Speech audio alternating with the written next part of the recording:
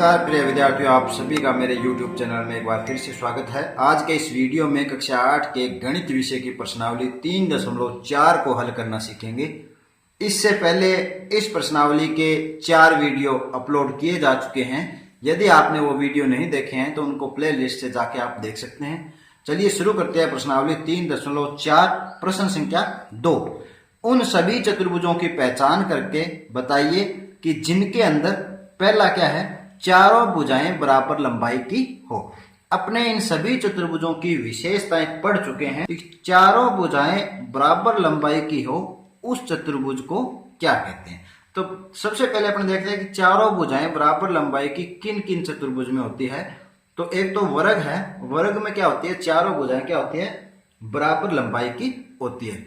दूसरा एक चतुर्भुज का प्रकार अपने पढ़ा था समचतुर्भुज, जिसमें कि चारों भुजाएं क्या होती है, बराबर लंबाई की होती है।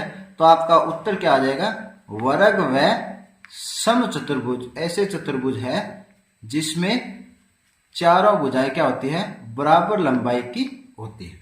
दूसरा, इसी का दूसरा भाग देखिए कि ऐसा चतुर्भुज कौन सा है जिसमें चारों कोण समकोण हो। थोड़ा ध्यान दीजिए कि जो वर्ग और आयत ही ऐसे चतुर्भुज है जिसमें चारों कोण कितने डिग्री के होते हैं, 90 डिग्री के होते हैं, अर्थात क्या होते हैं, समकोण। तो इसका उत्तर आप क्या लिख सकते हो, वर्ग व आयत का। इस प्रश्नावली का जो हल है आप वो तभी कर पाओगे जब आपको इन सभी चतुर्भुजों की विशेषताओं का पता हो। प्रश्न संख्या 3 क्या है, बताइए कि कैसे एक वर्ग एक चतुर्भुज हो सकता है। तो वर्ग में देखिए चारों भुजाएं बराबर होती है, तो एक चतुर्भुज भी, एक ऐसा चतुर्भुज यदि उसमें चारों भुजाएं बराबर है तो उसे क्या कहेंगे, अपने वर्ग कहते हैं। तो लिख देते हैं, क्योंकि वर्ग एक चतुर्भुज कैसे हो सकता है, तो लिख देंगे क्योंकि वर्ग में 4 भुजाएं होती है। वर्ग में क्या होती है, 4 भुजाएं होती है। इसमें सबसे पहले क्या लिखेंगे, वर्ग में 4 भुजाएं होती है। दूसरा देखिए कि जो वर्ग है वो एक समानांतर चतुर्भुज कैसे हो सकता है। तो देखिए समानांतर चतुर्भुज की विशेषता आपको पता है कि जो समानांतर चतुर्भुज है उसमें सम्मुख जो भुजाएं हैं वो बराबर माप की होती है, और वर्ग में भी सम्मुख भुजाएं क्या होती है, बराबर माप की होते हैं। तो अपने लिख सकते हैं क्योंकि सम्मुख भुजाएं बराबर माप की होती है, सम्मुख भुजाएं बराबर माप की होती है, इसलिए अपने कह सकते हैं कि जो वर्ग है वो एक समानांतर चतुर्भुज भी है। अब अपने ये भी कहा, प्रश्न में कई बार लिखा आता है कि वर्ग एक समचतुर्भुज है, कैसे है, तो क्योंकि समचतुर्भुज में चारों भुजाएं कैसे होती है, बराबर होती है। अभी पिछले प्रश्न में अपने पढ़ा था, तो इसलिए वर्ग में भी क्या होती है, चारों भुजाएं बराबर होती है। तो इसका उत्तर क्या लिखेंगे कि सभी भुजाएं क्या होती है, बराबर होती है। सभी भुजाएं बराबर होने के कारण ये क्या है, एक समचतुर्भुज भी है, बराबर होती है। एक आयत, वर्ग एक आयत कैसे है, क्योंकि आयत इसलिए है कि आयत में क्या होते हैं, सम्मुख भुजाएं और सम्मुख कोण बराबर होते हैं, और वर्ग में भी सम्मुख भुजाएं और सम्मुख कोण बराबर होते हैं। इसलिए अपने कह सकते हैं कि वर्ग एक आयत भी है। तो लिख देंगे सम्मुख भुजाएं व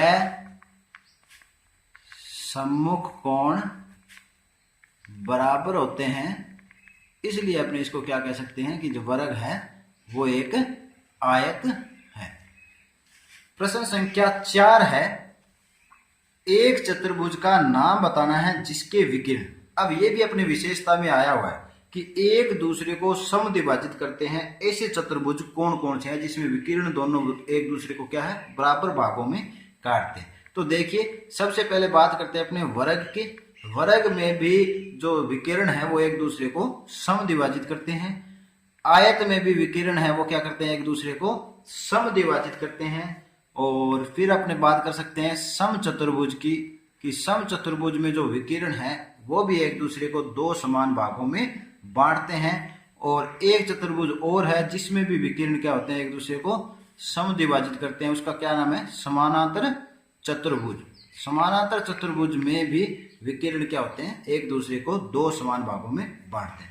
दूसरा है कि ऐसे चतुर्भुज का नाम बताना है जिसमें विकिरण लंब समद्विभाजक होता है, अर्थात एक दूसरे को 90 डिग्री के कोण पर काटते हैं। तो ऐसा चतुर्भुज कौन सा है? पहला तो है वर्ग।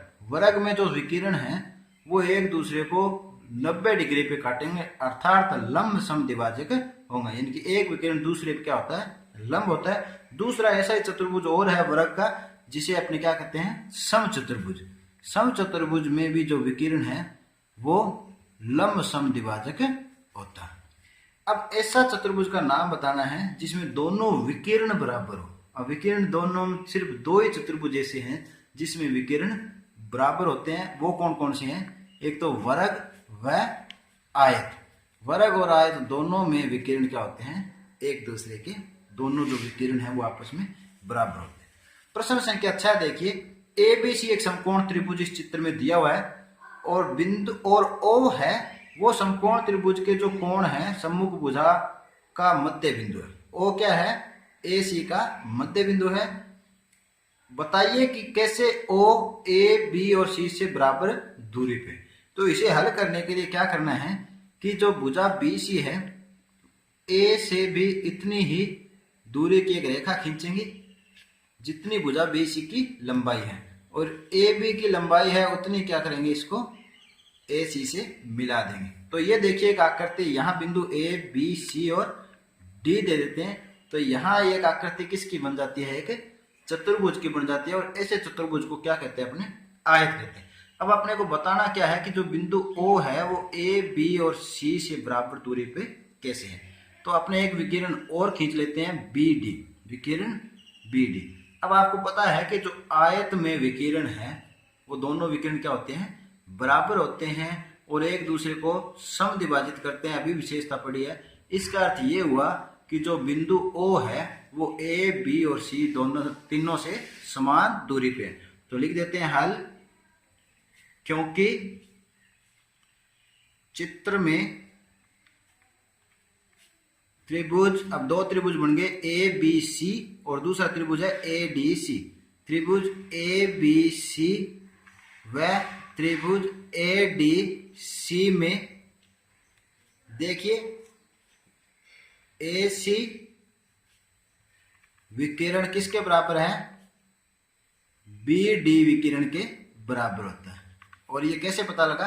क्योंकि अभी आपने जो विशेषताएं पढ़ी थी कि जो आयत है उसके विकिरण क्या होते हैं? दोनों बराबर होते हैं।